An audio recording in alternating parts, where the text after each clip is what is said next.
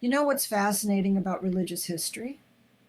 After 400 years of complete prophetic silence, this wild figure named John the Baptist bursts onto the scene, drawing massive crowds and shaking up the entire religious establishment. Well, that's quite an entrance. What exactly made him such a controversial figure at the time? So here's what made him so radical. He was telling the Jewish people, who thought they were already spiritually clean, that they needed to be baptized, just like Gentile converts. That's like telling lifelong church members they need to start over from scratch. Hmm.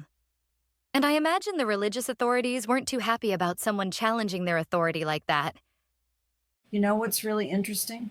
They actually sent an official delegation to interrogate him with 5 specific questions, trying to figure out if he was the Messiah or Elijah or the prophet Moses predicted. Well, that must have been quite the confrontation. How did John handle their questioning? So get this, instead of claiming any special status, he just describes himself as the voice of one calling in the wilderness. And then he drops this bombshell announcement about Jesus being the Lamb of God who takes away the sin of the world. That phrase, Lamb of God. It seems like there's a lot packed into those words in Jewish context. Oh, absolutely. You see, it connects to this whole progression of sacrifices in Jewish history. It started with one sacrifice for one person, then one for a family at Passover, then sacrifices for the whole nation. And now John's saying Jesus is the one sacrifice for the entire world. That's exactly the kind of historical context that makes the story so rich. And then we see this fascinating chain reaction of people meeting Jesus for the first time. Right. It starts with Andrew and likely John himself, who were actually John the Baptist's disciples. Jesus asks them this profound question: what do you want? And they respond by calling him Rabbi and asking where he's staying. Well, that seems like a strange response to such a deep question. Why ask about his living arrangements? It's interesting. They probably didn't know what to say in that moment. But Jesus meets their awkwardness with this beautiful invitation: come and you will see. And get this, the moment was so significant that John remembered it was exactly 4 p.m. when it happened, even writing about it 60 years later. So, what happens next in this chain of introductions? Well, Andrew immediately runs to find his brother Simon Peter. And Jesus does something fascinating.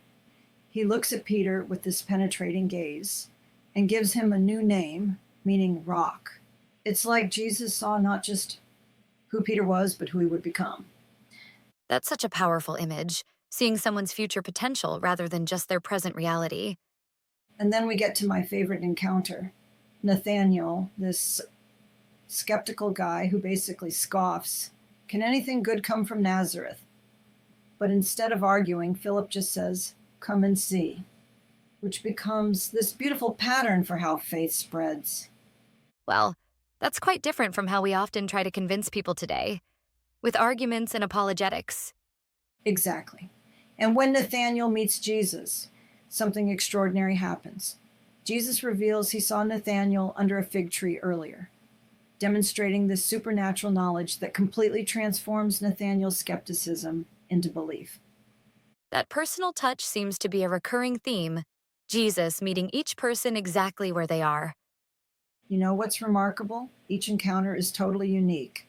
With Peter, it's about his future identity. With Nathaniel, it's about being known. With Philip, it's a direct command to follow. Jesus customizes his approach for each person. And through all of this, John the Baptist just keeps pointing people away from himself and toward Jesus. That's right. Even when his own disciples start following Jesus instead, he's completely at peace with it. His whole mission was to decrease so Jesus could increase. It's like he understood his role in a larger story.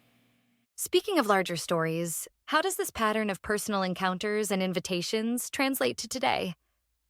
Well, think about it. These first followers didn't have everything figured out theologically.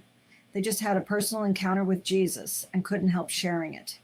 It's this beautiful mix of authenticity and invitation that still works today. That's such an important point. They were sharing their discovery while still in the process of understanding it themselves. And here's what I find most compelling. This passage shows how faith spreads naturally through relationships. It's not about having all the answers. It's about being willing to say, come and see, and letting people encounter Jesus for themselves. Well, that certainly puts a different spin on how we think about sharing faith. Less pressure to have perfect explanations and more emphasis on personal experience. You know what this all comes down to? Whether it's John the Baptist's bold witness or Andrew's quiet invitation to his brother, the key was getting out of the way so people could meet Jesus directly. That's still the most powerful approach today,